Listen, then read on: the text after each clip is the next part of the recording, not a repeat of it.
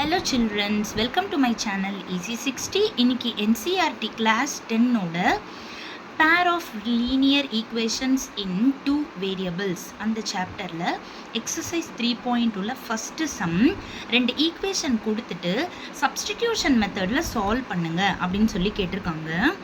So இப்போது அவங்க கொடுத்த ரெண்டு ஈக்குவேஷனில் எக்ஸ் டேர்ம் ஒய் டேர்ம் மட்டும் லெஃப்ட் சைடில் இருக்கணும், கான்ஸ்டன்ட் கண்டிப்பாக ரைட் சைடில் இருக்கணும். அந்த மாதிரி எழுதிக்கோங்க.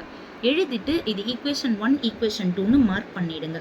இப்போது ஏதாவது ஒரு ஈக்குவேஷனில் இருந்து நீங்கள் எக்ஸையோ இல்லைன்னா ஒய்யையோ கார்னர் பண்ணலாம். இப்போ நான் ஃபர்ஸ்ட் ஈக்குவேஷனில் இருந்து எக்ஸை கார்னர் பண்ணியிருக்கேன். அப்போது X is equal to 14 + y அப்படி போகிறப்போ -y ஆயிடும். இது தேர்ட் ஈக்குவேஷன். இப்போது இந்த வேல்யூவை நம்ம கொண்டு போயிட்டு செகண்ட் ஈக்குவேஷனில் சப்ஸ்டியூட் பண்ணணும். அப்போது எக்ஸுக்கு பதிலாக 14 - y, இந்த -yயும் 4ஐயும் அப்படியே காப்பி பண்ணிடுங்க. அப்போ 14 -y சேர்ந்து -2y ஆயிடும் ஈக்குவல் டு 4.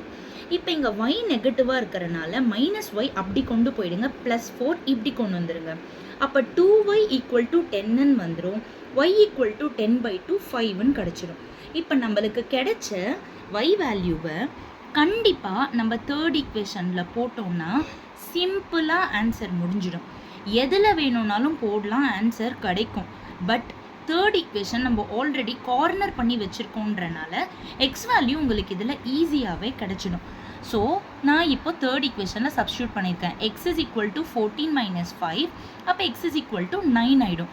அப்போ இந்த சம்மோட solution x is equal to 9 and y is equal to 5. Thank you children.